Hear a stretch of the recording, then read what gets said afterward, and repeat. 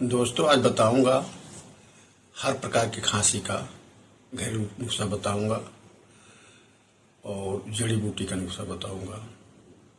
तो करना क्या है, आप लीजिए अदरक